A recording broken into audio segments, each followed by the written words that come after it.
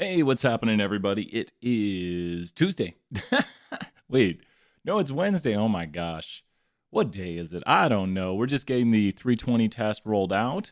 We got it all finalized. So I was getting that ready and just had to make a few quick changes. Got an email. I was like, oh my gosh, got to make those changes. So sorry that we started here 2 minutes late. This one's Brian's running to his office with his coffee and he's like, oh, we got to make some changes. We got this, though. We got this. Need a little more cream in that coffee. How's everyone doing today? How's everyone doing? I saw we had a few people watching. It is your choice to tell me what to do right now, what assignments we'll do. Project will be coming out for 201 later on. Not today, not this week. Just later on. Keep thinking about the intro we have. The Everything is Fine intro.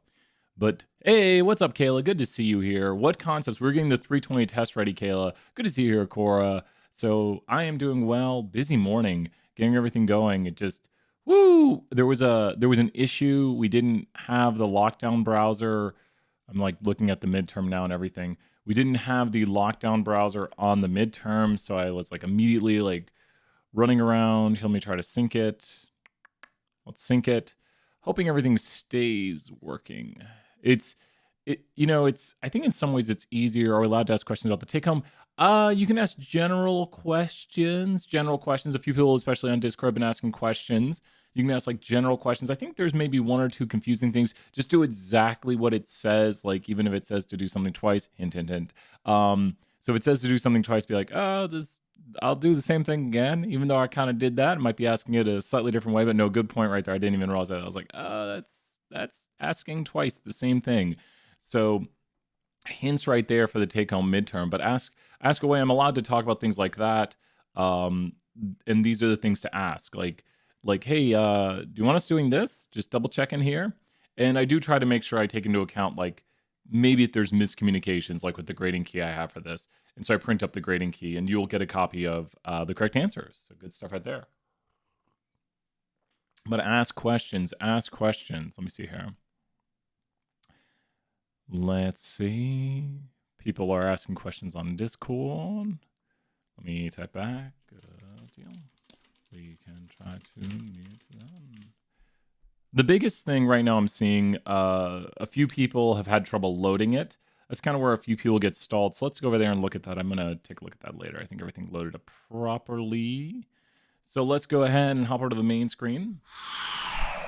Here is where I am seeing the most common error is people are loading up the take-home midterm in R and not R Studio. So I've been emailed. Don't worry if you've emailed me. I've been emailed by half a dozen people right now. Hey, what's up, Maggie? Good to see you here. I've been emailed by half a dozen people. You want to go here to this folder right here. This is the folder you want to go to, and this is how to load in the take-home midterm right here. Do not load it inside of R. If you're loading inside of R, it's not going to load. I mean, it will load, but you're not going to be able to really make it.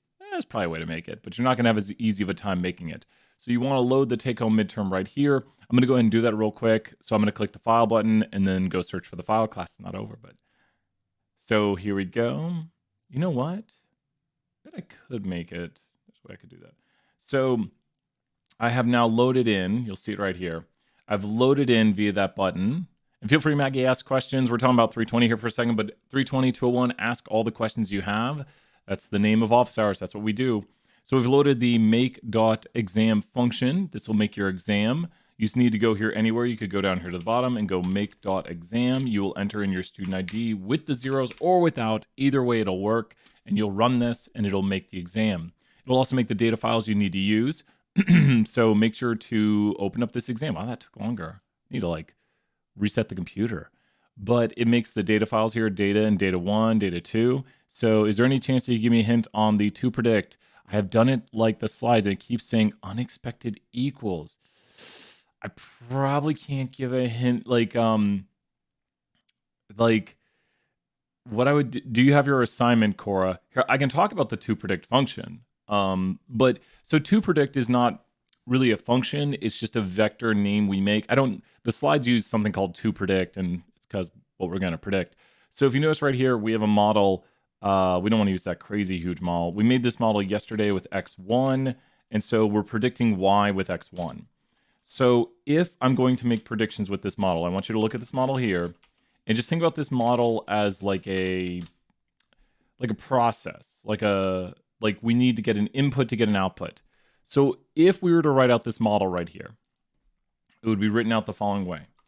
Y equals, and this is just very mathematical to look at it this way, minus this times x.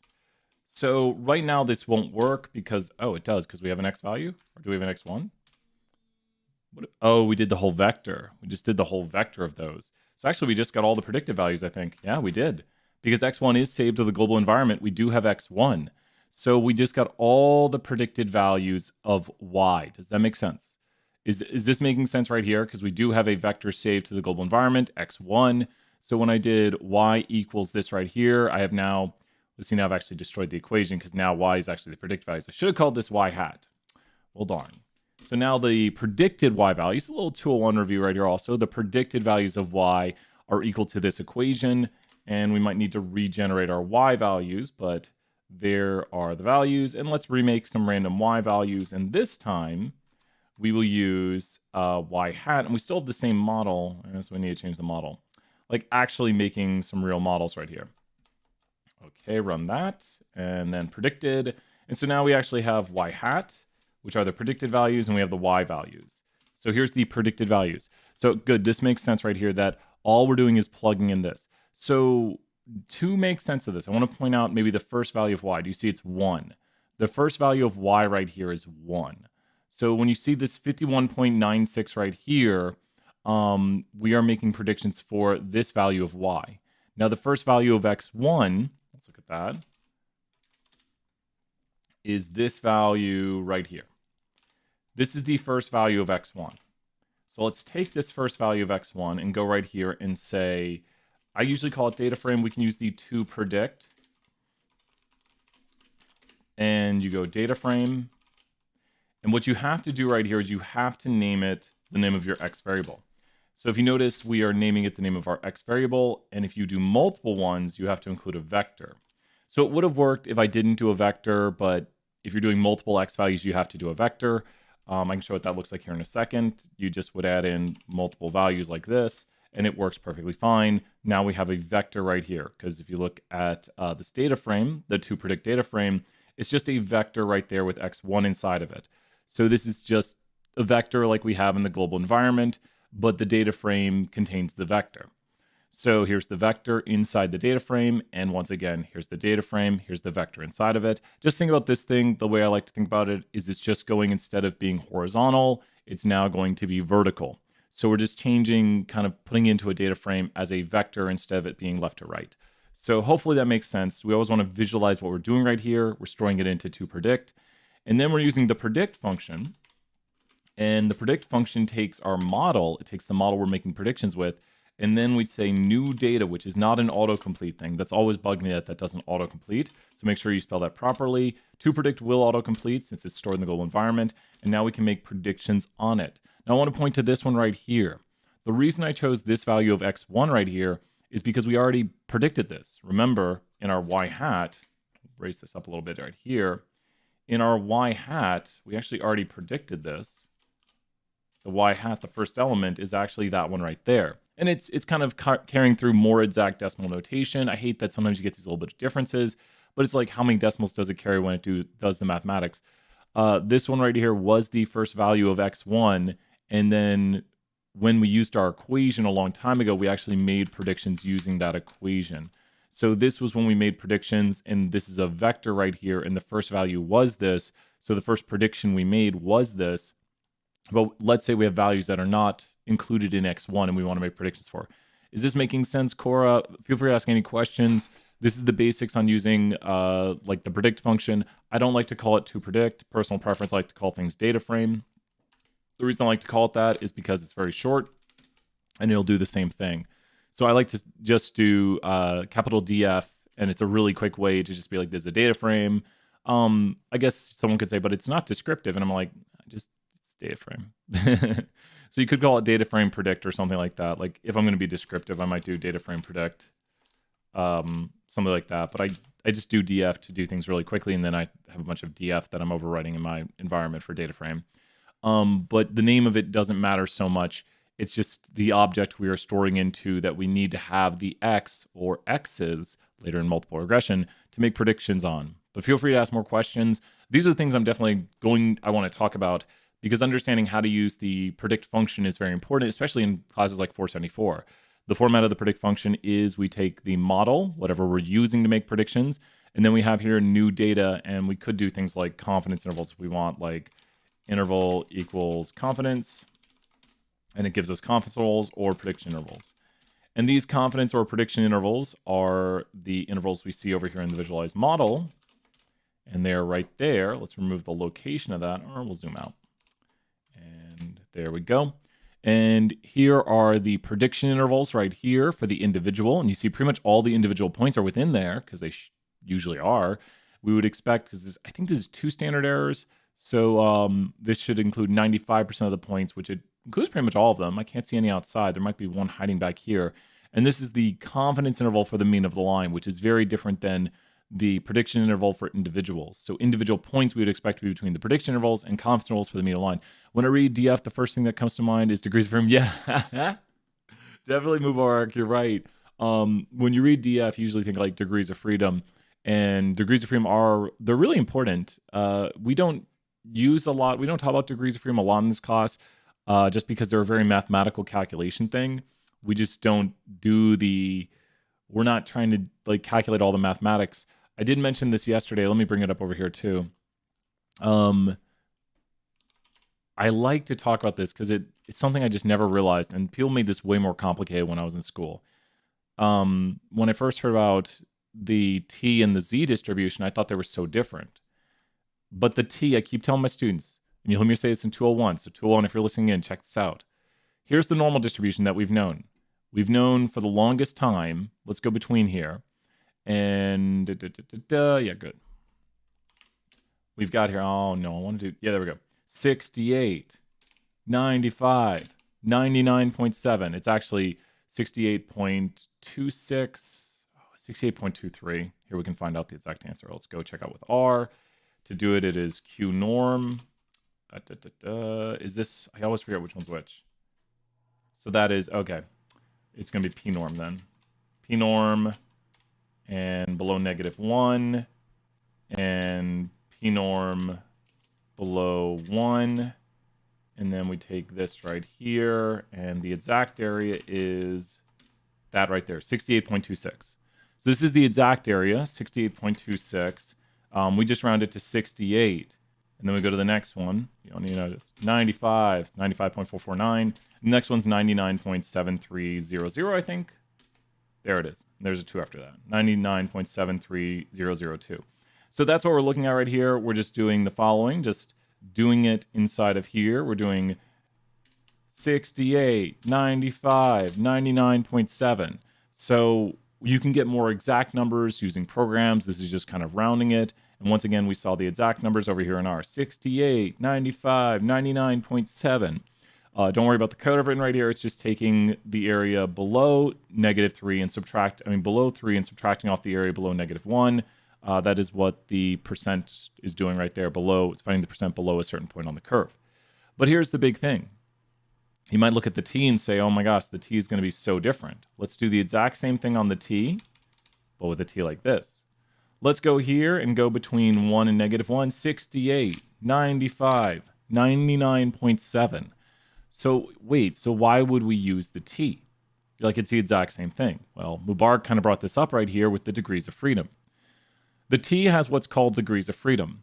It's basically like if I'm to explain what degrees of freedom are, and I can actually show you how we calculate degrees of freedom on a one sample t-test. There's our Smash Bros right there.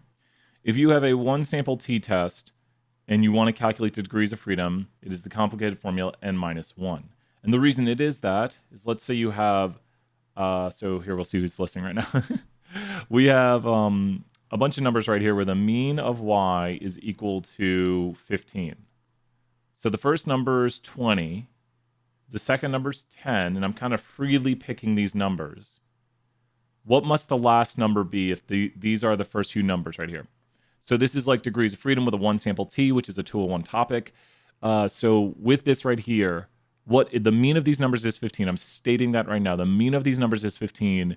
This is a one sample t-test. So what must the last number be? What must the last number be? This is a one sample t-test.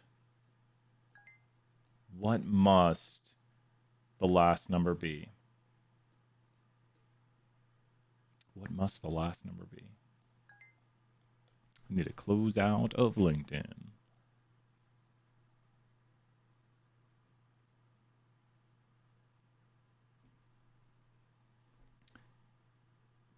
Well, so think about this. These numbers have to average up to 15. That's what I'm stating right there by saying the mean is this. So these numbers have to average to 15. So is that correct? Let me think. No, it wouldn't be 0. Because then the mean would be 10. So the mean of these numbers is 15. Let's start some 20 points. Thank you, everyone right there, Cora and everyone. This is not so important for our class, but it kind of, a lot of people wonder, like, what are degrees of freedom? Exactly, Kirsten. Great job, Kirsten. So how many numbers is Brian kind of freely choosing? Does this make sense? Like, I could have chose any two numbers here. I could have said the mean is 15. This number here is 12. So I could have said this is 12. This is 13. Those are kind of freely chosen. And then now we have to add 5 to it. So the last number has to be 20 here.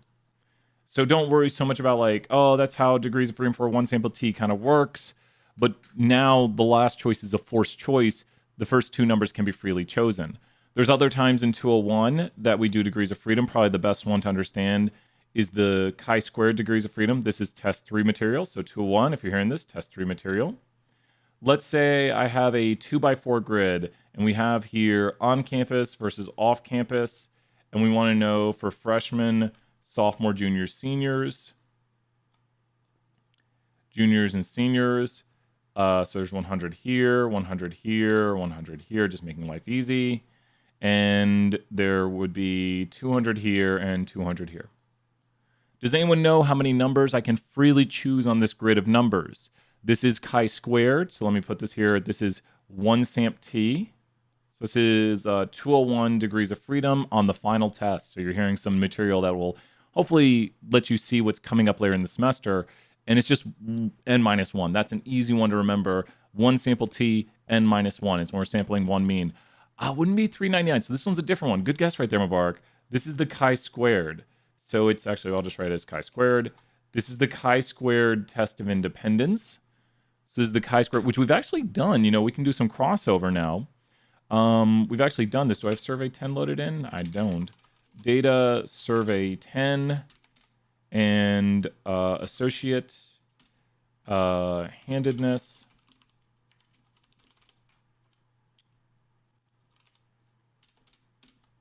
What? Is it on there? Okay.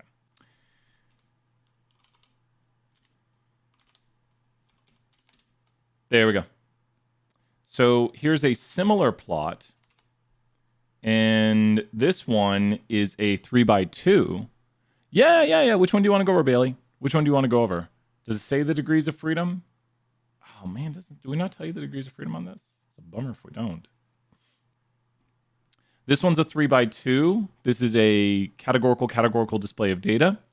And here's how this game works. So I'll teach this in 201. You just want to draw an L right here. So watch this. I'm only going to put in answers in the shaded cells. And then we'll go do some 201. Here's 20. Here's 10. Here's 30. I just randomly picked numbers that are easy to work mathematics on. So who can tell me how much would be in this cell right here? Who can tell me how much would be in that cell down there? Who can tell me how much would be in that cell in the bottom left corner? No, don't want that color there. That cell in the bottom corner has, 80. Yep. And you see you're just adding up to the totals right there. Oh, it's going to, yeah, it's going to break it. 90. I think I should have done a much higher number in this one. It's not that I'm not freely choosing this.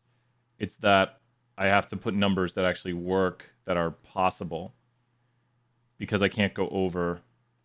So 30 right here, and I think that actually does it, then be 0 here, and then 100 here, yeah. It's just, you can't just pick numbers that are too high. So so there is 0 over there. So apparently all the seniors live on campus with this example. I should have like reversed the way it goes. But you can see right here, we kind of freely chose those first 3 numbers. So the equation is, here's the equation to figure out the degrees of freedom for the chi-squared test. It is actually rows minus 1 times columns minus 1. Columns minus 1. Rows minus 1 times columns minus 1. And I think hopefully this visual kind of helps for the chi-squared test of independence. It's rows minus 1 times columns minus 1. So if you look at this, I want you to do this. Here's the way we do it in 201, and then we're going to do some chapter 10, I believe. So when you look at this right here, this is a 2 by 4. Does that make sense? This is a 2 by 4. So it has how many degrees of freedom? This is a 2 by 4. It has how many degrees of freedom? A 2 by 4, it has how many degrees of freedom? A 2 by 4 has how many degrees of freedom? And you can see it mathematically on the screen right now. So the 2 by 4 has how many degrees of freedom? This is the mathematics. My face is the multiply sign. So a 2 by 4, and then you do this to it. Oh, careful, it doesn't have 4. It wouldn't have 4, it would have... So the 2 by 4, so here's the 2 by 4, 3 degrees of freedom. How many degrees of freedom would... Not Smash Bros. How many degrees of freedom would this one have? This one is a 2 by 3. So this is a 2 by 3. This would have how many degrees of freedom? So since this is a 2 by 3, this one right here has how many degrees of freedom? You can look at the grid right here. It's a 2 by 3, which means if we draw our L, the L would look like that, and here would be the choices. So this would have 2 degrees of freedom. And this is a 201 concept. If this is on the test, hopefully it's quick and easy points. The last thing, and then we'll hop over to chapter 10, talking about degrees of freedom here, you say, well, why is this so important? The more normal these things are, and Bailey, feel free to ask any question. We'll hop over to the quiz there. You got it. When you have degrees of freedom for the t-curve, how does the t-curve look? When you have degrees of freedom, the t-curve will look normal. We have our 68, 95, 99.7 rule. But if you do not have degrees of freedom, you will not have the 68. I did not know that's... this applet round's interesting. So you do not have 68, 95, 99.7 with fewer degrees of freedom. So with a larger sample size, the t becomes more like the normal. This is the work of William Gossett? Yeah, William Gossett. Thought they got the first name wrong there for a second. And what's interesting about the chi-squared, here's the chi-squared, looks nothing like the normal, right? Let's give the chi-squared degrees of freedom. All of a sudden, the chi-squared is starting to look a lot more, and this one breaks at 200, but all of a sudden, the chi-squared starts to look a lot more normal with more degrees of freedom. A lot of chi-squareds do not have that many degrees of freedom and are often right skewed, so you don't usually see the chi-squared looking too normal, but the more degrees of freedom the chi-squared has, the more normal it is, and there's a bunch of cool equations you can do with it, but I could talk more on these distributions another time. But I think it helps to have this general understanding that the normal curve is very important because the t-curve is kind of based off the normal. So t-scores are basically z-scores, but they have a more finer calculation based on the degrees of freedom, which is based on the sample size. And the chi-squared is not really too much like the normal, but the normal techniques can be used, and we can do a normal approximation with enough degrees of freedom. So that's more of an in-depth talk about these distributions. Of course, you can always go to these applets and get the exact answers, or just use inside of R as we saw, and R can get you the answers also. So you can solve for the answers using there. And that's just how to get exact answers when we want to be like, okay, exactly how much area is below this. Which question, Bailey? Let's hop over there. Which question are you thinking about? Let's hop over to the Pearson. So degrees of freedom aren't super important. They're mainly just a calculation thing to tell you which distribution you are using. And the distribution just shows the probabilities of certain outcomes. And then you have to make sure you know that the distributions are the right ones assumed. But you know what's really, the last thing I got to say on this is I want you to look at this shape right here. And I want to do the following. This is what's really cool. And so everyone, especially if you love mathematics, watch this. I want you to look at the shape of this distribution down here. The shape of this distribution, and look at where the tail goes. The very tail ends off here right below about 10. And I can tell you what this distribution is going to, oh yes, we want to do it. What's really interesting about this that we simulated, this is a simulated distribution right here. And with this simulated distribution, I want you to look at this distribution that ends off here about 8 or 9 or 10. And actually, you know what's really interesting? Last thing, I think this is all interesting, obviously, is if we go here to the discrepancy of this, and we go to the area above it over here, the p-value is 0.727. And if we look over here, it's this. So what we've actually done on this graphic, and I'll vanish away, is we have simulated a chi-squared. So do you see how we have a discrepancy here, which is the chi-squared statistic, and then we have a p-value over here. This does not require distributional assumptions. Like, why would we do this? Because over here you have to have the assumptions and meet them to use this distribution. But here we are literally doing random chance permutations, which is what a p-value is calculating. So we actually simulated the chi-squared with 2 degrees of freedom, and I know that because this is a 3 by 2, 2 degrees of freedom, 3 minus 1, 2 minus 1, 2 times 1 is 2, and we can then show it mathematically if we really wanted by going over here and seeing the p-value here. 0.727, I wonder if I were to increase the permutations, last thing, if I'd get even closer to 0.727, because look, the range even includes 0.727, which is what we would get if we were using the chi-squared to do this. But we're not. We're using permutations and pure random chance to do this. And I'm wondering if it'll be even closer to 0.727. It might not be, but 0.727 is in the range of what we think the true p-value is. And Bailey, which one are you working on here? We're going to hop over and do some after this simulates. But this is why simulation is really awesome because, and I can hear my computer actually spinning up. I get afraid when this computer spins up. Will it be exactly 0.727? Will 0.727 remain in the range? And just to review, this is what we think the true p-value might be. And obviously it's not statistically significant. That's high conclusion. 0.727 actually fell out of the range now. So yeah. Yep, we're 95% confident. If we went to 99, it'd be back in the range probably. Yeah, that would widen the interval a lot more. So really great stuff right there. Which chapter 10 are we wondering about? Feel free to ask any questions. This is anybody's turn to ask questions. I will reappear. We haven't done this one, so I might do this one. Okay, so now I just moved away from this, and again, I can't answer. Wait, can't answer. But on the same problem as above, the 91% confidence we're supposed to get.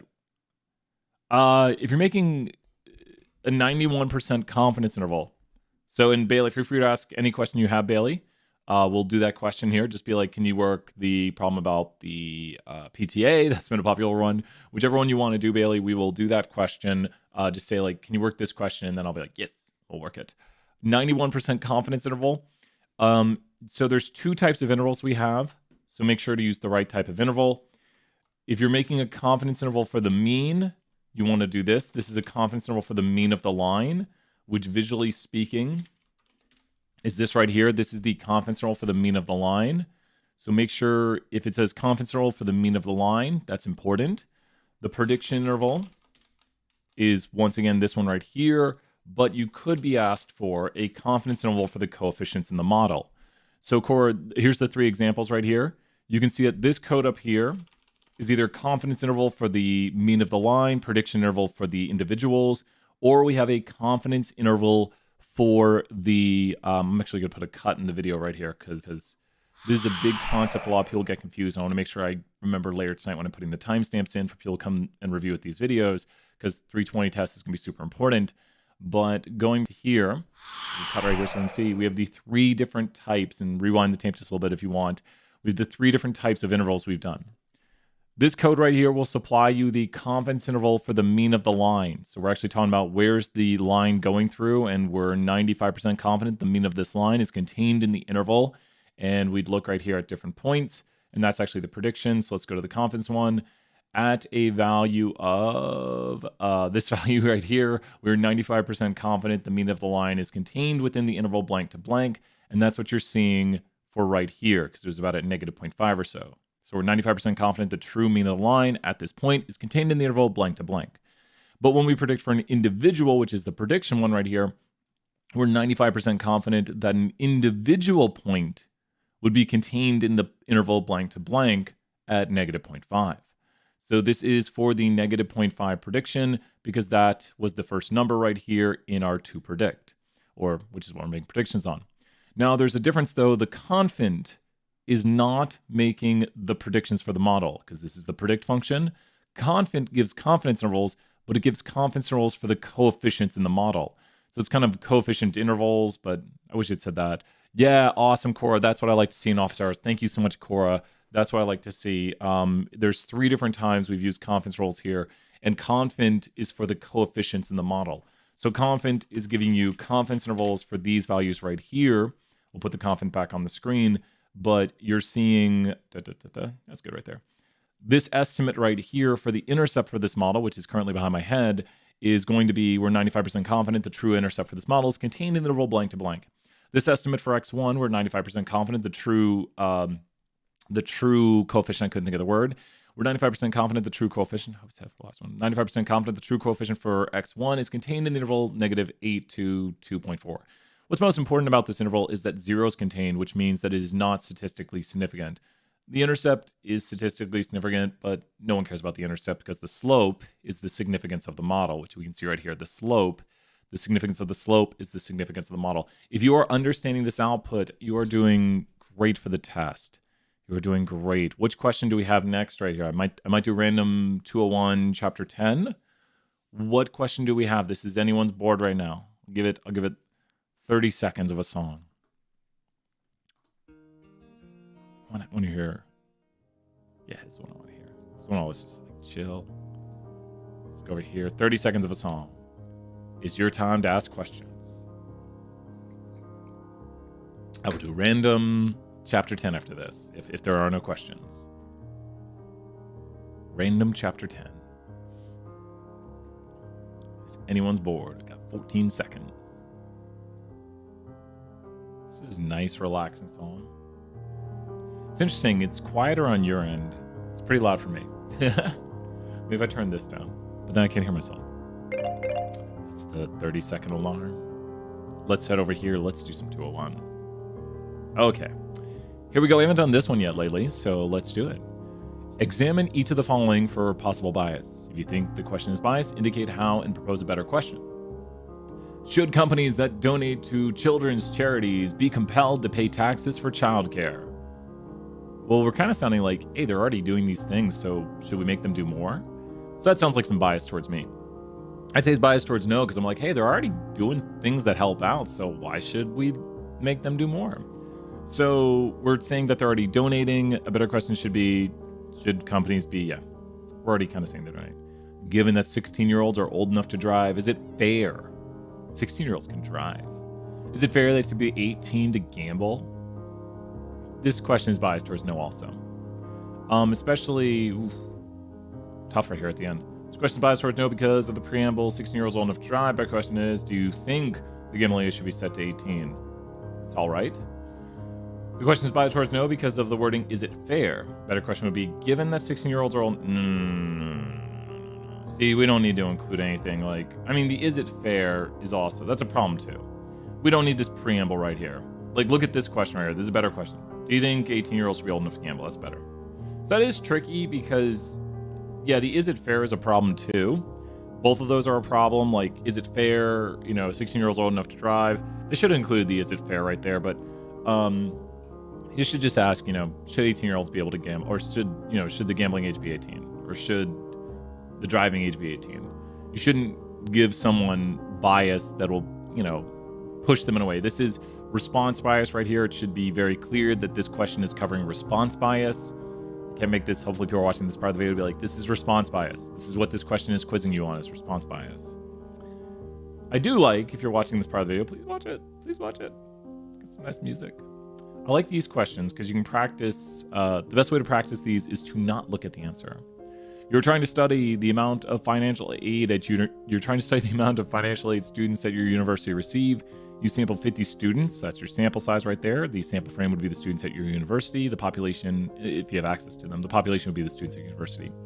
And find out the average size of their financial aid package. Your sample is the average of your sample. So the average of your sample is going to be some sort of like mean.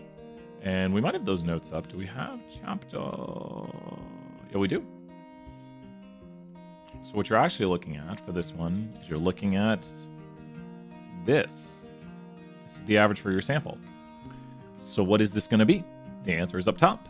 The average for your sample is going to be a statistic. So the average, where'd you go? It's going to be a sample statistic. By saying it's a statistic, statistics come from samples. In my class, we say SSPP, statistics come from samples, and parameters are for populations. So someone might be asking, well, what is a population parameter? This would be the truth for everything you want to understand. Like, what is the true financial aid, the average financial aid, the true financial aid for students, the true average financial aid, and that would be the parameter right here. So let's highlight this one right here in this color.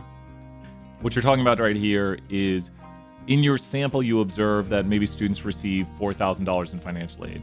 You're trying to estimate the truth for all students at your university, which is the parameter for the population. So when we say a statistic, that's collected from a sample. When we say a parameter, that's the truth that the statistic is trying to estimate. And we call such stuff inferential statistics because we're trying to infer things about a population. So statistics estimate the truth for a population. And just think about this theoretically. You go out and you talk to 50 students. You say, like, how much financial aid are you getting? You get an average of 4,000, that's going to be your estimate.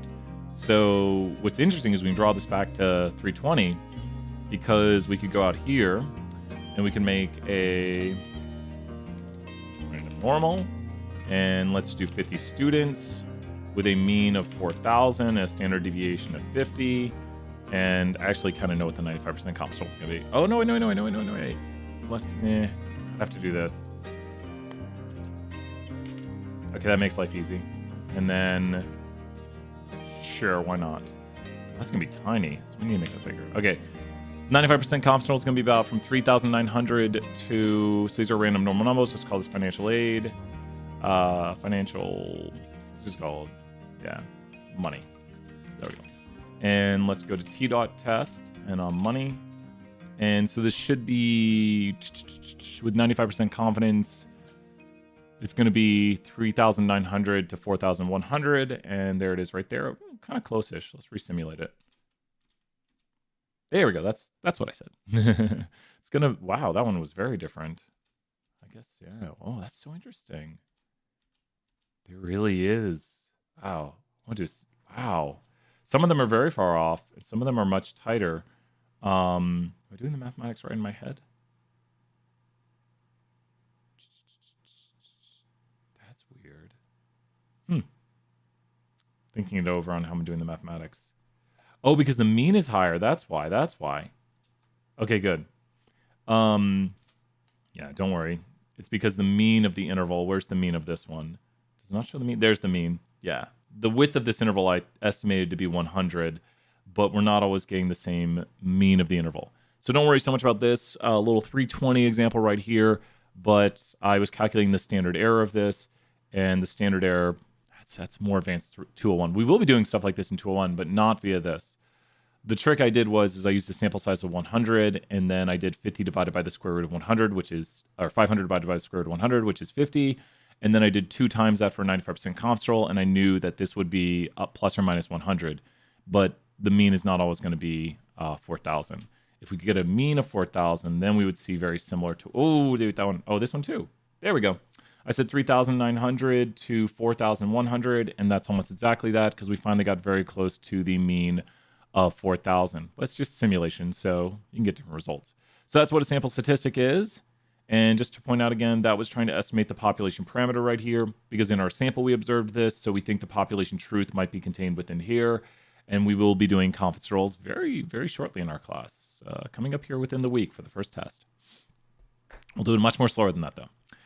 You are doing a study for a nonprofit group helping at-risk children in your city. You suppose that 14.2% of the children live in poverty. So that's the truth. They're saying that that is the truth. This percentage is an example of, so they're saying that's the truth. Let's go back to our notes. They're saying that is the truth. So they are saying this right here. They're saying this is the truth, and that would make it a parameter. So when we have a truth right here, this is for all students or all people in our city. This is the truth. And since it's the truth, it is a parameter. There's no sample size associated with this. Suppose you know, meaning this is the truth. So this is known for a population. If you create an online survey, individuals can choose on whether they want to participate or not. This causes a form of, so they're volunteering. They're choosing it. There's a little bit of convenience bias here with online stuff, but they're volunteering to do this, and that's going to be voluntary bias. There's a bunch of other wrong answers behind my head. Ooh. We haven't listened to this one in a long time. It's too sad. We'll put on regular chill music. There we go. Under coverage, no, that's when you leave out a certain voice in your survey. Response bias, that's when the question wording or the responses are in such a way that they're not accurate. Like, do you think it's fair that 18-year-olds or 16-year-olds can drive, but they can't gamble? Good to see you, Benton. Feel free to ask any questions. Non-response is going to be when people who don't respond differ in their opinions than those who do respond. You might say, well, voluntary bias can kind of cause that. I do agree. But this is more... The way I think of the difference between voluntary bias and non-response bias is voluntary bias is going to be people getting excited about responding. Like a Pokemon Go survey. You're like, hey, we're going to do a Pokemon Go survey. You're like, I want to take that survey because I want to take it to Pokemon Go. So in voluntary response bias, you're having people more excited about taking it, and the volunteers are going to have different opinions. In non-response bias, it's more the people who don't respond are going to... They're kind of the opposite ends of the spectrum. Non-response bias is, I don't want to take yours, and my response is going to differ. Because it's not like people are like, oh, I really don't want to take that Pokemon Go survey. It's just you're going to have people like really excited to take it. You can probably go out and talk to someone who'd be like, hey, you want to take this? And be like, yeah, sure, whatever. But you're not going to be like, no, I don't want to take that. So if it leans towards people really wanting to take the survey, it's voluntary response bias. If it leans towards people being against taking it, it's non-response bias. So they're kind of opposite ends of the spectrum. Which just think is like, are people super excited? Voluntary bias. Are people like don't want to take it? Non-response bias. When you sample so that every combination of individuals in your population has equal chance of being chosen, you are taking a what? So once again, do not answer these questions by looking at the answers.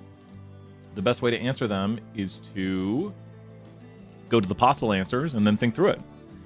So multi-stage is a combination of different ones right here. It's not a multi-stage. Cluster sampling is taking a whole bunch at once, and we take random clusters. Nope.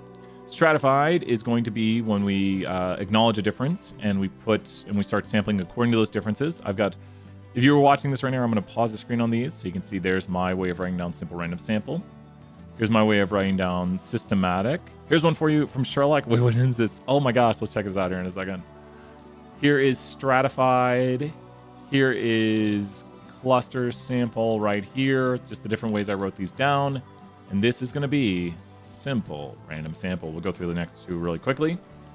So the next two questions are, a friend of yours takes 50, 50, 50, 50, 50. So they're sampling in accordance to the differences. They are stratifying. That is a stratified because they're acknowledging the differences and sampling according to those differences. And last but not least, we have some of your friends in a political science class. They make an online survey asking students' opinions. That sounds really convenient to me.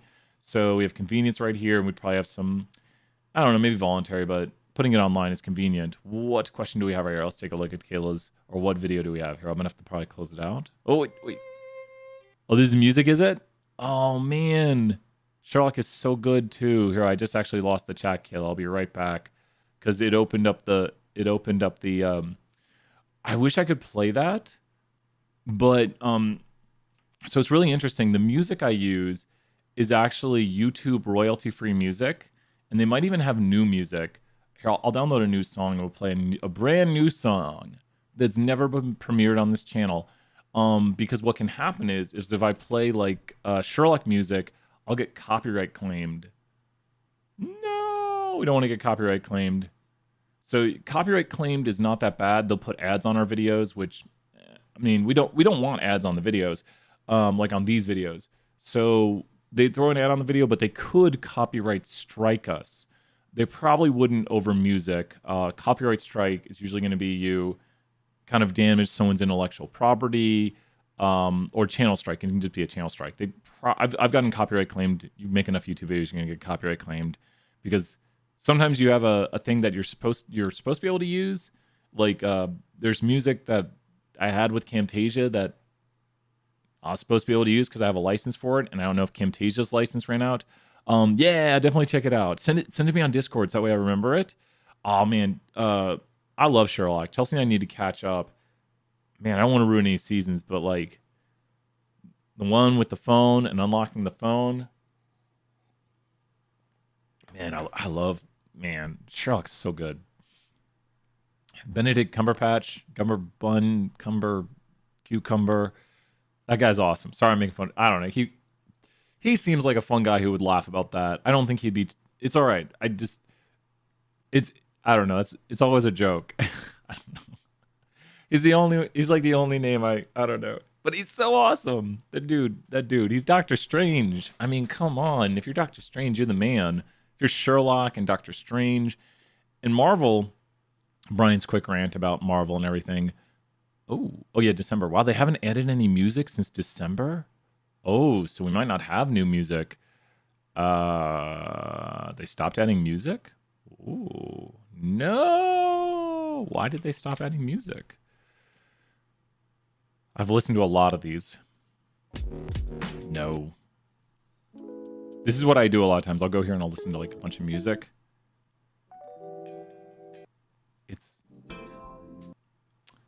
I think I need to choose a genre. So I think I can show this. Here, we can show this over here. It's just so these are all, so this is how it works. So feel free to ask any questions. We're just in a lull right now. I have seen all them. Benedict Cumberbatch. Yeah, he's super awesome. Kind of weird and random, but I had a dream. It's too funny. He is crazy. Let's go here to filter more things. Let's go to genre. Let's go to cinematic, classical. I think I'll be good. Let's find one here. I've had that one. It goes dun dun dun dun dun dun dun dun. I actually think it's on the soundboard, and I might take it off. I might actually took it off. Let's see. Is it on the soundboard? Nope. There it is. It's on the soundboard. So I'm like, no. I just searched the same things. Let's go down here to much older. Oh, it's the first Noel, so obviously. So we can play this at Christmas time. It's copyright free, so we're good on that one. What is this? Ooh. What is this? Favorite composer? I like Tchaikovsky, if I could say his name. Chopin. We were actually like figuring Chopin. Chopin. Chopin's great. I think he had a. I'm pretty sure.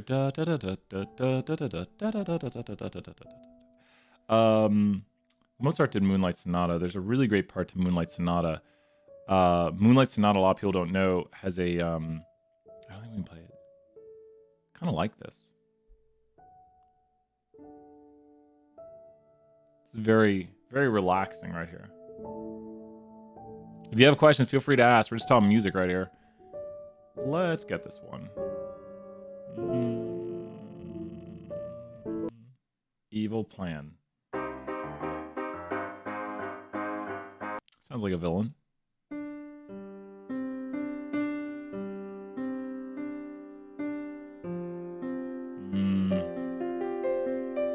Took too long to develop. Took too long.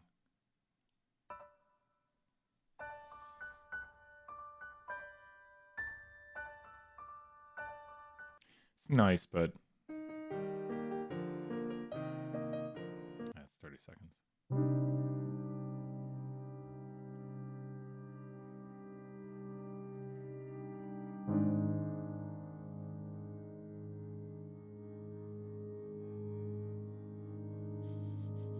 This is the listening to music stream now. Feel free to ask questions.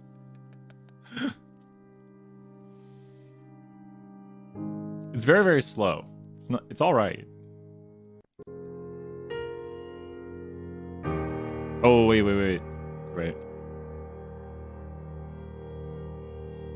Yeah, I do like that one. You have to watch out for the ones that are Creative Commons, because was that one Creative Commons that we downloaded? No, I don't think it was. I think it was this one right here. So this one you can 100% use. no attribution required. So I'm afraid of those. Is there a video about the visualization 6 due tonight for stats 1? Yes, there is. Grace, do you want to talk about that? We can hop over and talk about that. Let's get serious here. We got to get serious now. Remember, you can always hop in, ask any question you want, especially if we're just checking out YouTube music. I forgot you got to go over here and go to the license and no attribution required. I'm just afraid. I mean, I don't put attributions. You bet, Grace. What were you wondering about this visualization right here? So always remember, if we're just hanging out doing music right now, you can always hop in and ask a question. We've done a lot of chapter 10, so I think that's why there's not as many questions. I moved the due dates around a little bit. So what were you wondering? Feel free to ask questions. We've got decision tree stuff right here. So what are you wondering about decision trees? There are a bunch of videos on it. We did a lot of videos on it last week, but don't worry that I want people to come in here and ask questions whenever they're like, hey, I got a question. That's the point of office hours. This is just like regular in-person office hours. I wouldn't be like, go over there. I thought I watched the video right now, but your video looked so much different than mine. Oh, so one big key difference. So here, wait, like hint for that, hint for this, hint for this right here, hint for that right there. I checked my answers 4 times for the take-home midterm, but for some reason I am. Oh, don't worry, don't.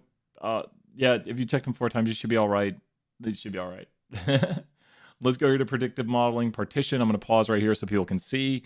I need to make it so that the zoom. I need to make a second zoom where I could zoom like the part of the screen. You had a mosaic plot, but mine was not. Exactly. Good point there, Grace. A lot of people have emailed about that. On this one, you will not have a mosaic plot. Reason being, so you are doing this correctly. Thank you for swinging by, because in the video we have a mosaic plot, but that's because it's a categorical. I know, you got to always think sometimes like good is all right. Be like good and great are all right. I don't need to be perfect. If I make one mistake, that's all right. So if you notice right here, this is quantitative. And if you use categorical, you will get a mosaic plot. So we're going to use a quantitative Y on this one. And so someone right here, outlier, and we're going to split. And now we are using the mean to make predictions. So if we see that we split here, so mine's going to be a little bit different than yours.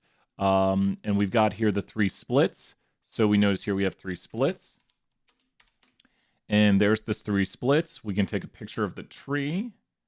So let's take a picture of the tree right here. We'll take a picture of the top of the tree too. This will be one of our pictures right here. Yeah, no, great questions. This is what I want to show right here. And let's go to leaf report. And this leaf report's going off the screen. Yay, love it when it goes off the screen. You think you did it right? Awesome, awesome. My leaf report is absolutely insane. I'd have to zoom out like this to take a picture of it. So I'm using Control-Shift -, Control-Shift ++ to zoom in and out. I think it's Command-Shift on a Mac, and there is a leaf report. I got a little bit. I might crop the picture at the end. But the leaf report right here is going to show us, and I'm going to probably put it in to zoom mode so we can see it. Let's go here to zoom. We see right here, I'm going to highlight it. Here's the oldest group, which is going to be leaf 4. Here's the youngest group, and it's probably going to be easier to read the attributes of these groups. This is the youngest group with 464 people, the oldest group with 19 people. The oldest group are going to be people who are a walking distance to campus, under a 10-minute drive, or 10 to 30-minute drive, or 30-plus minute drive. They're basically the people who are off campus, because these are on campus, these are off campus. Also, the oldest people are engaged, married, or divorced. Kind of makes sense right here that the oldest people would be people who live off campus. You're welcome so much, Grace. The oldest people, which are 19 people who had an average age of 24.2, and you'll be using predicted starting salary, are people who are off campus and are engaged, married, or divorced. Makes perfect sense. The youngest individuals, let's zoom in so you can see that on the tree. The youngest individuals are going to fall this way down. And with the youngest individuals, you see people who live on campus and have high GPAs. So kind of makes sense. Just people with high GPAs and live on campus generally are younger. Doesn't mean if you live off campus, you're older. Doesn't mean if you live off campus, you have a lower GPA. But this group right here are the people who are 464 of them, and they have a mean age of 18.9. This is always the Y variable right here, but that's got it. That is, do you have more questions, Grace? Feel free to ask. Hopefully that help explains the output. Always feel free to jump in here and ask a question, especially if you see that we're just kind of like talking about YouTube music. We just want people to know that they can hop into office hours anytime 320 is the big, you know, I might do more 320 review here for like concepts for the test. Let's do that. Let's do, if there's no questions, but everyone always remember, you can jump in, you can ask a question. Even if you see me working on something like right now, like I'm working some 320 problems, you're welcome, Grace. Thank you so much. I just don't want people to feel like, hey, Brian's talking about something, I can't ask a question. You just say, hey, Brian, I got a question. And then I'll be like, oh, we'll do that next. Or, hey, we'll do that right now. And then especially if I do something next, be like, hey, Brian, can you do my question? So excellent work, Grace. Let's throw some 20 points right there. Diamond tier. Great job. Keep getting those points. 20 more points to the users right there. Thank you so much. A big topic we have in 320 is going to be the associate function. So this is kind of a little, I'll do some 320 here at the end, 320 review. We do have the Kahoot tonight. Send reminders about that. I need to send some reminders to Tara and them. So let's tell all, if there is a 320 group me, put Brian's doing a Kahoot tonight in it. It might already be there. The associate function, we have 4 combinations of it. 3 combinations. We have quant data equals df.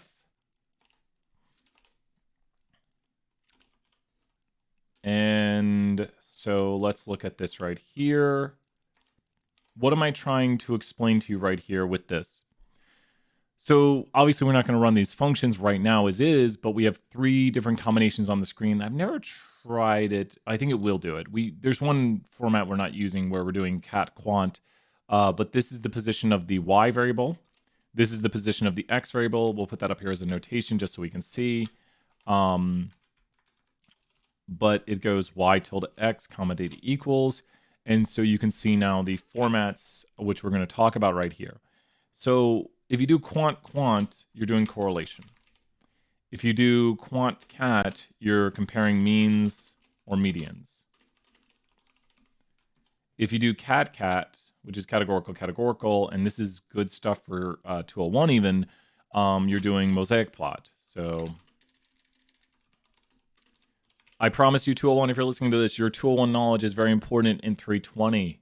So it's very, very good to keep your 201 knowledge and be like, okay, I see. We're doing 2 quantitative variables. We're doing correlation. We could also do a regression on that. We're doing quant cat, which is going to give us box plots, side-by-side box plots. And we could compare the means or the medians for those groups. And then if we're doing cat, which is 2 categorical variables, we're doing mosaic plots.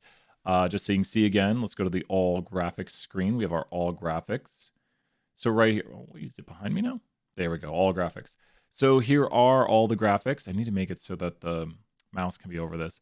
But you can see all the graphics on the screen right here and the combinations for which you submitted. You got this, you got this, you got this, you got this. I'm going to try to grade the take-home as quickly as possible. Or not the take-home, but the respondents. Oh my gosh. I cannot believe I got to get one more thing done by tonight. I went to bed last night at like 2 a.m. And I was like, okay, it's time to go to bed. It's time to go to bed. Sleep, wake up. All right, let's do this. So what do we got here? Let's do height, weight, and survey 10. I was like, oh, we'll get this. I got a thing to complete for 201. I've got to make the last asynchronous module for this week. Got to get that finished. It's like things start to have certain priorities, and you're like, okay, I have to get this done. I have to get the test out.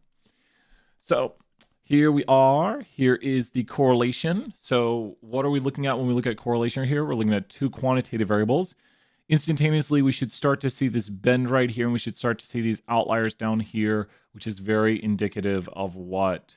So instantaneously, we see the bend, and we start to see the outliers, which is going to be a huge indication that we're using what? I swear we did some graphics on this. Oh, here it is. We start to see the bend. We start to see the outliers, and that is 100% we're going with this. So you start to see the bend on this graphic. You start to see the outliers. Oh, yeah, that's as Spearman gets. And you might say, well, this one goes down, Brian. Well, the key features we're looking for is that it is monotonic. Does this go in one direction? Yep, goes in one direction. It can have outliers. This is not a requirement. It's just going to deal with outliers well. Like, these are requirements. I have stars on these for a reason. You have to have a monotonic relationship right here. You have to. And we're also pointing out here that all lines are monotonic. So the Pearson right here is going to be linear. I just do the line on the P like that, but it's also stat 201 where we do Pearson. So remember my Pearson, stat 201. Spearman it can be an S shape. I do like drawing it a lot of times as an S shape, but it's not required to be an S shape. It's just that the S shape is monotonic. So sometimes when I draw a spearman, I talk about this sort of relationship, which would still be a spearman because it is monotonic. This is what's required. It is required that the relationship be monotonic. It just helps it helps with outliers. It helps with heteroscedasticity, which is unequal spread when it starts to get thicker or thinner at certain points. And also it helps with nonlinearity, which this is definitely nonlinear. So when we go back to here, we see that it is monotonic, goes in one constant direction, goes up. That's what one tonic direction means. We see maybe a little heteroscedastic, like it's a little thicker here, a little thinner here. Heteroscedastic is not really the big problem. We have an outlier here. We have a group of outliers here, a little bit of outliers here. Biggest concern is going to be these down here. Interestingly enough, I can actually tell you where the worst outliers are.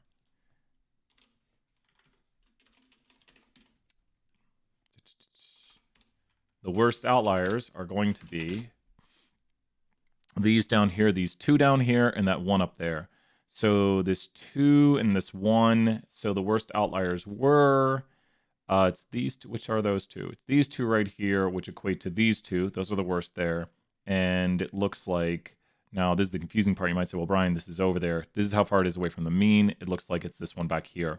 We will talk about how to analyze that graphic later, but this is, everything right here would be on the mean. So the mean might be around here. The mean weight's about 150, and then the distance away from the mean, because the graphic kind of folds over. We'll talk more about this influence plot later. This is the mean of X right here, and then everything's distance is its leverage. It's kind of like a seesaw, where the further you are away from the center of the seesaw, the more leverage you have. So anything here at 0 leverage would be on the mean. I know that's really confusing, but leverage is how far you are away from the mean of the X, or X is in multiple regression.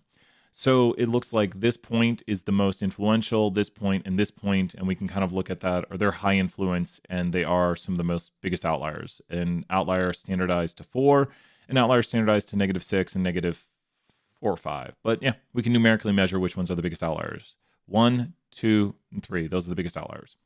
So the big thing to know right here is that this is Spearman, and this is statistically significant. And how do we know it's statistically significant? We see the p-value right here. Spearman is definitely, this p-value of 0 means it's super, super, super significant, unlikely by random chance. And we see right here that the the p-value for the Spearman is definitely significant. We're super confident. Let's look at another one right here. So we've done the correlation. Let's go to this one.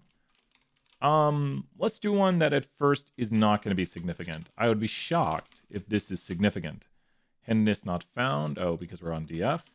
If this is significant, I will be shocked. And please make all the graphics. It did. So if this is significant, I will be very, very shocked. I just checked out if we could explain. So it's going to be hard to read with this size, but the graphics come out a little bit nicer. I just asked if we could explain someone's height due to their handedness. I just want you to think, if you know someone is right-handed, would that tell you anything about their height? So the first thing we want to look at right here is we want to look at these plots. And we should instantaneously know what by looking at these plots. Looking at the QQ plots, this decision is very easy to make right here. What decision, I might only have one 320 student watching, so I'll probably give this away in like 30 seconds. Let me put a timer on. 30 seconds on the clock. What decision is instantaneously made when looking at this output right here?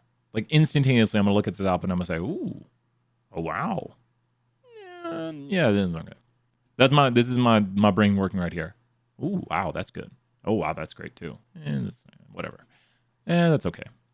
I'm going to go with normal, Kale. I'm going to go with normal. There's only an issue right here.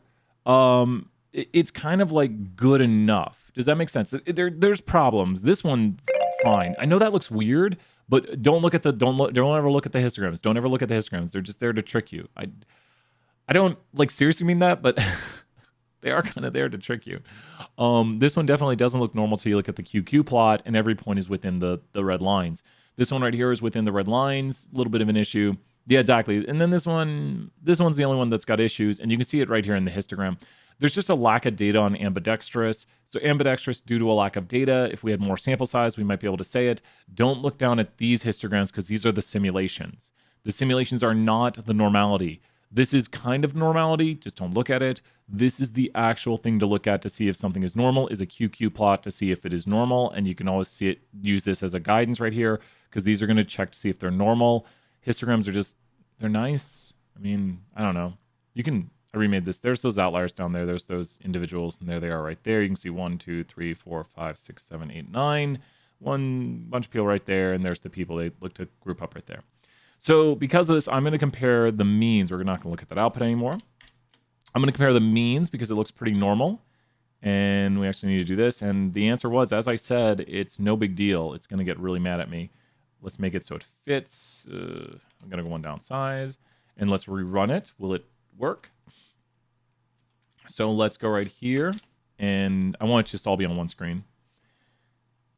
And here's the p-value for the means. The p-value for the means is this one, and all these differences right here look to be by random chance, and we are also confident it's by random chance because this is giving us the estimate of what the true p-value is, and here's the p-value estimate, and there's what we think the true p-value might be.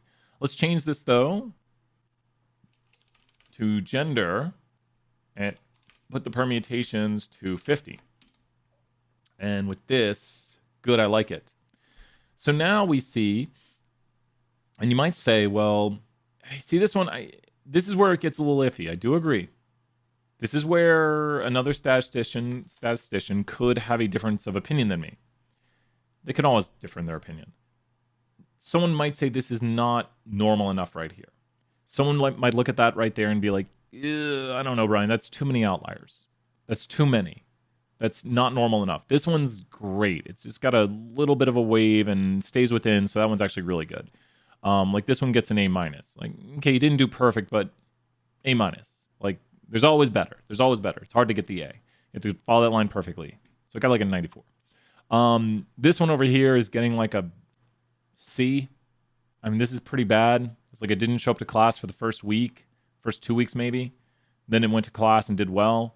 So, I mean, are we going to let it pass? I mean, obviously, so I'm going to let it pass. I'm that kind of teacher. I might say, nope, you don't meet my standards. I have stricter standards. So if you were to argue like on an assignment for medians right here, you would need to argue about this portion right here. You'd have to say, for the female distribution, there are some extreme low outliers which deviate from the normality. So because of this, I think medians is a better choice. And then I would argue there are some outliers for the female distribution that are on the low side that are pretty moderate. But for overall, the rest of the distribution is normal. And I prefer to use normal techniques anyways because most people understand the mean. So I'm going to use the mean. It's all arguments. It's all, there's points when you can't use it. This one right over here is perfect means. Like if you say to use the medians on this one, you're like, no, don't use medians there. That's one of the ones you can't argue for the medians for. But if you argue for medians for one, you have to use it for the other. Because it's almost like we use means by default, and then you switch to medians.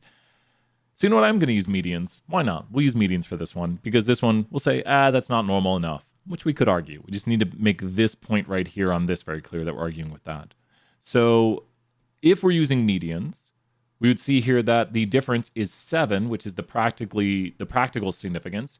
So the practical significance right here is going to be that there's a difference of 7 between the heights of males and females for the 50th percentiles, which is a huge difference. That's over half a foot difference in height, where females have a median 50th percentile of 65 inches, 5'5", and males have a median 50th percentile of height of 6 feet. And this discrepancy right here is telling us how much, like ratio-wise, we are seeing of a difference than we would have expected by random chance, and we are observing almost 300 times more of a difference than we would have expected via random chance. So that's a huge difference. It is super statistically significant, but we need to increase the number of simulations because we have 0.05 in the interval. Because it's possible that this is not statistically significant, and I purposely made that happen by changing the simulations. So to tighten the interval right here, we're going to take more simulations. And we can see right here with more simulations, we get a tighter interval, and the tighter interval no longer contains 0.05, so we now have confidence that it is statistically significant. When you make an interval for the p-value, you do not want 0.05 in that interval. You do not want 0.05 in that interval. Because then you're saying, well, maybe it's not statistically significant, or maybe it is. I don't know. We're right on that cusp of 0.05. The last one we have here is categorical, and sadly, this data set does not have nearly enough variables for 2 categoricals. So here is categorical displays. We're seeing if we can explain someone's gender right here via their handedness. And if you look at this graphic, it looks like all these differences. Would it be appropriate? Oh, let me ask. Would it be acceptable to compare the means and medians to see their difference? Because the more normal, the smaller difference between the means and medians. Let me see. Maybe rephrase again. Let's go back to the previous output. Let me see here. Would it be acceptable to compare the means and medians to see their difference? So you wouldn't. So, and a good question. I think I know what you're getting at. Are you saying you should look at the differences right here to begin with? So let me do this. So let me do this, because I think this will be a great way to answer the question.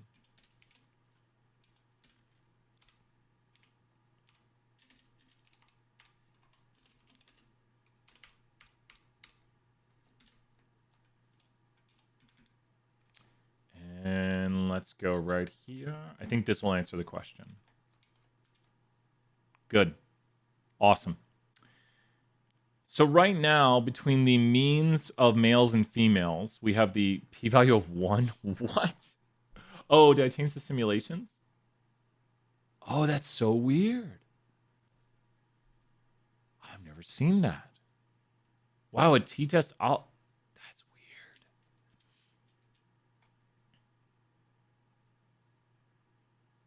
That's weird. Huh.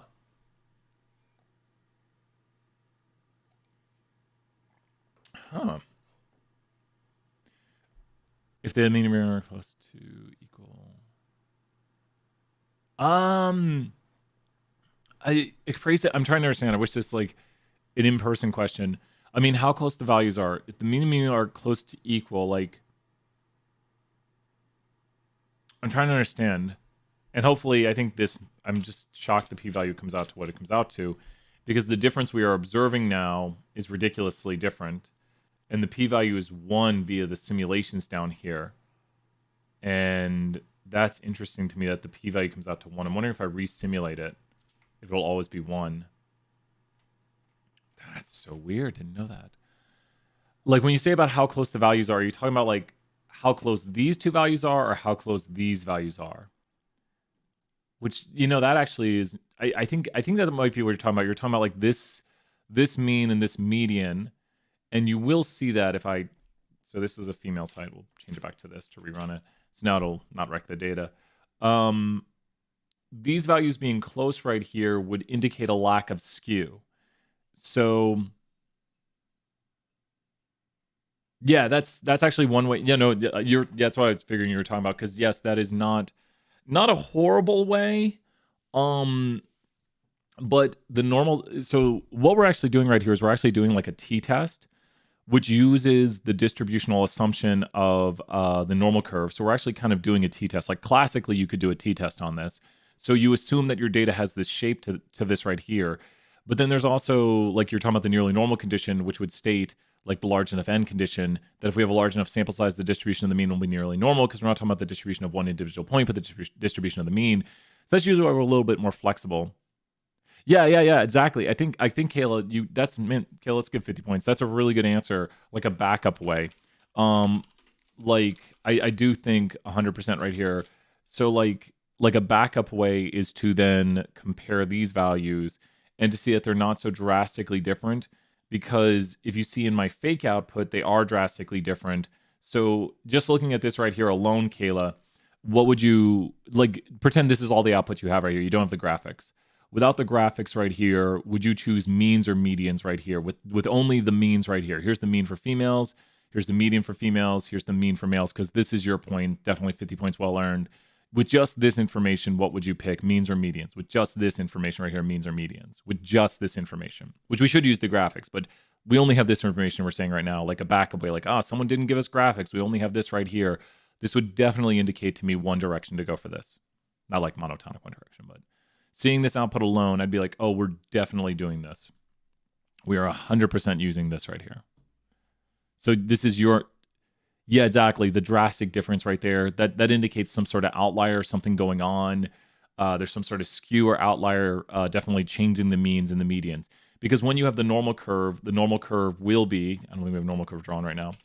When you have the normal curve, the mean and the median will be on top of each other right here. So the mean and median when you have the normal curve. And you're like, well, why can't we just use the median then?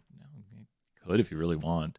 But the mean and the median will be on top of each other. When data is more skewed, we will see distributions where the mean will get inflated, so it's going to go towards the outliers, and then the median will be down here. So you are correct. The bigger this difference, and this is the gap you're talking about, great answers.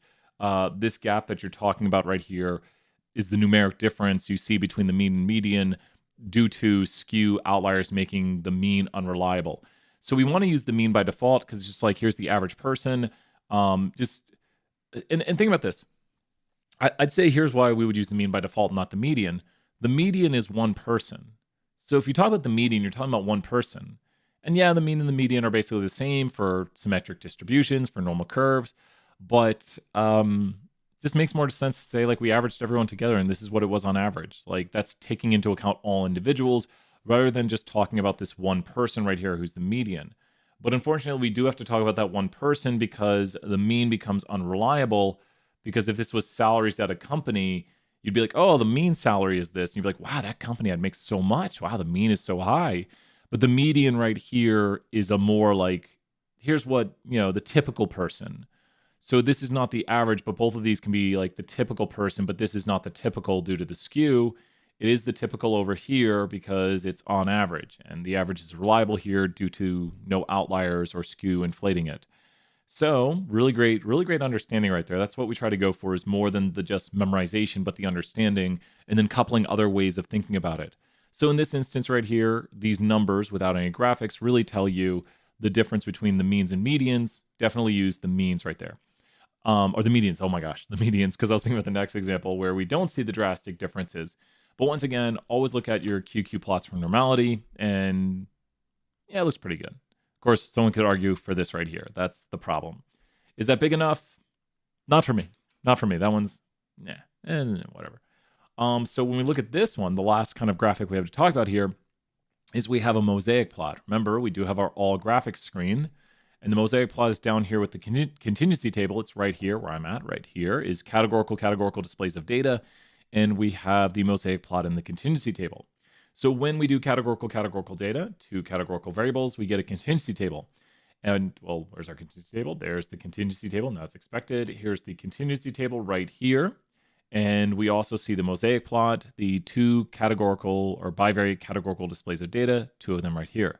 This is the permutations, and here's the p-value. We should always understand how to calculate the p-values from these. So the p-value is going to be the probability of our results or results more extreme. So this is, let's write on this right here. Where is it? This is our result. Could you tell me to 2 decimal places where that result is at? Could you tell me, imagine you get everything on the screen right now to use, and it said, report to 2 decimal places what the discrepancy is. Report to 2 decimal places what the discrepancy is. And I would actually love this as a test question. Or, well, makes it. Report to 2 decimal places where the red line is at. Because if I just say discrepancy, then it's a little bit obvious. Report to 2 decimal places where the red line is at. I'll put 30 seconds on the clock, put a little bit of music on. Report to 2 decimal places where the red line is at. Yeah, exactly. If I say discrepancy, that makes it, because it is the discrepancy. So right here, 0.64, and that's where this is at. Now, a lot of times I like to shade this, and this is something we haven't done in a while. If I shade this in, and if I say, what is the value of the shaded area, I've just shaded in the p-value. So the p-value I've shaded in is 0.718. So 71.8, or at least 71.8% of the random discrepancies would be as high or higher than our observed result, which is our observed discrepancy. These are all discrepancies by random chance right here, i.e. random permutations. And we can see how the p-value is calculated again by doing the following. If we go here to permutations, and we go to 2 permutations, and this p-value here is going to be 50%, because 50% of the permutations are as high or higher. This p-value here is going to be 1, because 100% of the permutations are as high or higher. That p-value is 1, 50%, 0, because 0% of the permutations are as high or higher than ours. Let's go up to 10 and just do it with 10 so we can see how the p-value is calculated. That looks to be about 80%. Yep. Because there's 2 lower and 8 higher. We're just doing 10 random permutations. Ooh, that's 70%. Oh, it's hard to see. Sometimes the bins don't overlap perfectly. So that's going to be, yep, is there 4? We want 1. Oh, there we go. Perfect. There are 3 right here. There's 3 in this bin. 1, 2, 3. 1, 2, 3, 4, 5, 6, 7. The height of the bin is how many observations are in that bin. This will be a 60% because 1, 2, 3, 4. So there's 60% that are higher, 6 out of 10. That's 70. That's 70 again. And if it overlaps right there, it's hard to tell. Ooh, that's a small p-value. 1, 2, 3, 4. So when we go up here to 100, we're doing the same thing, but it's much harder to count. We're just saying that there are 70%. 70% of these permutations are as high or higher. Same thing for this, 73%. That means there are 27 permutations down here. So hopefully it makes a little more sense how we're getting these p-values here by counting. It's doing it for us. It's just going to count that there are 2 permutations, so 66% of these 3 permutations. If you go up to like 300, it's just doing the same thing, but it's counting that there's 71%. So there'd be, this would be a really not fun test question. There were 213 permutations that were as high or higher than this one. So if that'd be not a fun test question. If I gave you the code and I was like, how many permutations out of the 300 were as high or higher? It's not the worst test question. It's a little mathy, it's a little concept, but I don't know. I don't love that test question. It's like a double step test question, and I haven't asked that question in class. Like, haven't made you reverse calculate it. I'd put that at a level 6 or 7 difficulty. Like, not impossible, but like, and also real world application, that's pretty low. Understanding conceptually that these are the amount of permutations that are as high or higher is what's important. And then reverse calculating for the permutations that were as high or higher is not super important. I mean, no, we're not going to do that in practice, but we need the understanding of what this is. So what you'll notice, especially about this, I really like the music. It's just really chill. That's chill music.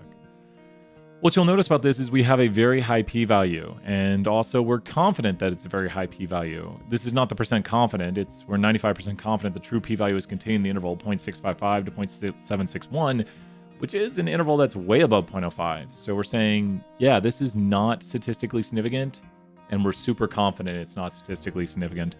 So, yeah, this interval, not good. I mean, like, the p-value, the interval's good because it doesn't contain 0.05, but there's nothing going on here. Everything right there is probably due to random chance. It's not that people who are right-handed are more likely to be male or female. People who are left-handed are ambidextrous. We don't really see any differences right here. All the differences are attributed to what seems to be random chance. We can make this look a little bit better. Gotta decrease font size. Gotta work with graphics sometimes to make it look right. Gotta like make it very small. It's going as small as can be. Now we can read our graphic. There we go. Look at that. Decent graphic. And now it's doing that. So yeah, good stuff right there. Let's see, any last questions? We're near the end of office hours. Change font size. You know what I want to do? I want to do a ggplot of this. Let me go, for the last bit here, we're going to do a ggplot of this, because I love ggplot. If you have questions, feel free to ask, though. ggplot, mosaic plots. Let's grab a ggplot of this. February 11th. Love it. Ooh. Okay, cool. Let's see what kind of things ggplot has. I always go to the end of this to see what they're doing. They're showing differences. Okay, let's grab this one right here. Okay, here we go. Here's their code. Let's go take the ggplot code. Can we get this done by the end of class? It's a speed run of this. So there's the data set. So we're using dataset survey 10. Where's their variable names? So here's their x. Fill equals, wait. Product. Oh, do we have the flights data set so I can see how it's formed? Oh, what package are they using for this? And I forgot the ggplot. One more song right here. We can do this. We can do this. So the flights data set, what data set is that in? Let's see her library. Really? Are you going to use it? Oh, is it fly? There's a fly data set? How are you going to load a data set I don't have access to in your example? That's not a good example. Let me look at their... Can I test type of data they're using. Product. What does the product function do?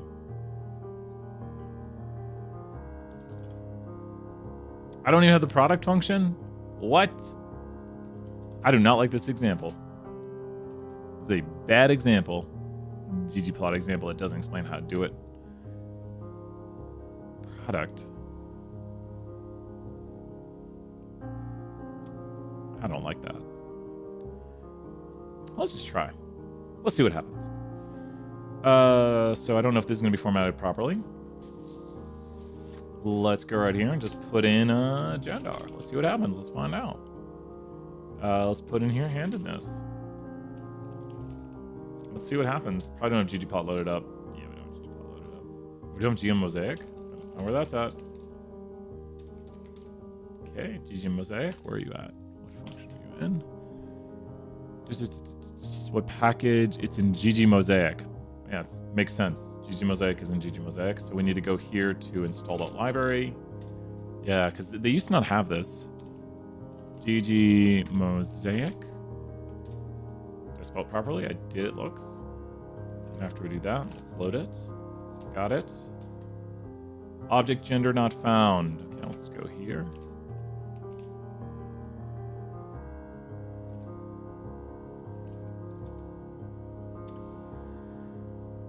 Fun. I do not like your code. No, sir, I do not. Aesthetic. Why is it not finding gender? Data equals this. Let me look at the GG Mosaic. Okay, here we go. Let's grab this example. We're looking at a complex thing. Let's go simple. Data equals happy. Good. Thank you for using a data set I can see.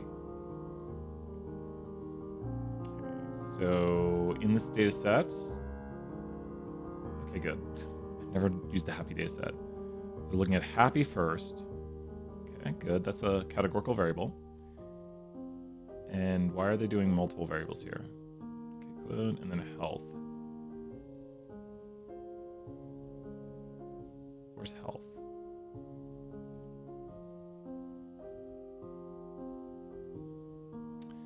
Where is health? Health, there we go. So they're doing a 3-variable display? Whoa! Wow, that is not a good example of mosaic plot. So they're just putting in the different X variables right here. So what we should be able to do... Let me see if anyone said anything. Brian's his own word. So we want p-value greater than 0.5 regression. Does that mean that we... Exactly, when you want... So Kayla, to directly answer your question, Kayla, when you're checking conditions, that's when you want p-values greater than 0.05. Like, if you want to use your regression. So if you want to use your regression, you want p-values greater than 0.05. So very, very important right there. In regression, if you want to use your regression, which I assume you want to use, if you want to use your regression, wait.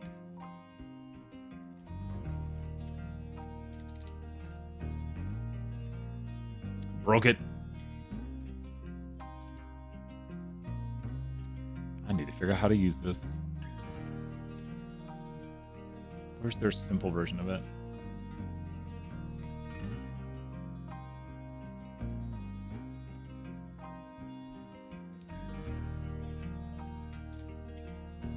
Got minutes to go. I want to make this work. Aesthetic. Wait. Let me look at the version that we just put on here. So that's not a bivariate display. I don't want that. Oh, wait. Here we go. This is going to be good. I want this one. Good. That's what we want. Not that version, but... So they have happy, the data set. Let's go to a new line with that. Those are those. The weight. Looking at happy right there. So the fill. Weight. So I think we need weight.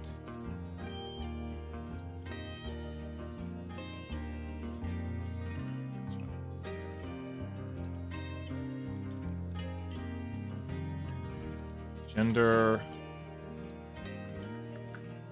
Handedness. There we go. We did it. That's got it. And we can make it look more like the other one. This is what we wanted. And that looks more like the other one we got right here. And what's really cool about the ggplot is the following, and I'm hoping this does it. If we go here and just store this into object X, last song of the day. If we go here and store this into object X, we can go ggplotly. Do I have that up? There it is, ggplotly. And what will this do for us? Will it show it?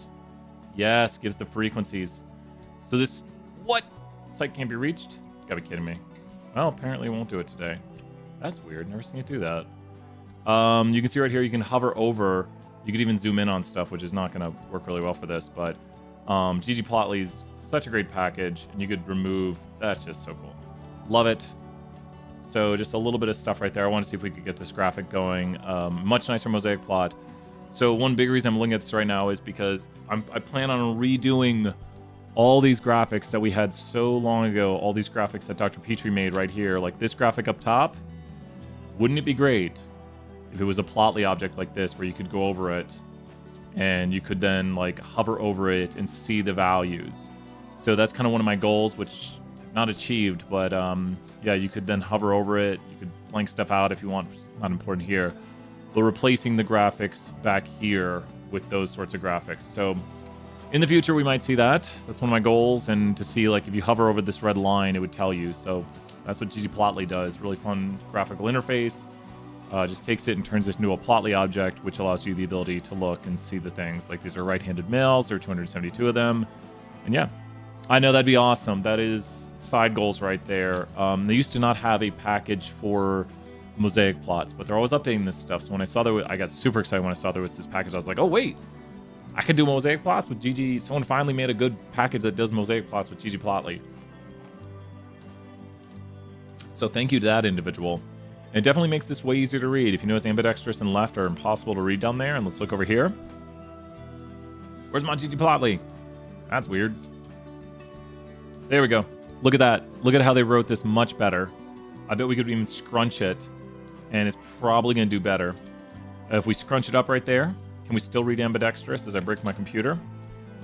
There we go. We can still read ambidextrous. You can still read ambidextrous, but in the previous way. There's what it looks like. So when you look at good graphical displays, much, much better over here behind me. So that's the goal. What's up, what's up, Herschel? I was reading, what's up, good to see you here, Herschel. We're going to head off here. It's end of class, or it's the end of times. But we'll put on our last little bit of music right here. We'll put on Celeste chill music. With this, we'll be starting class here in 15 minutes. 15 minutes. I'll see you if you are in 320. 320 in 15 minutes. Until then, bye for now, everyone. Bye.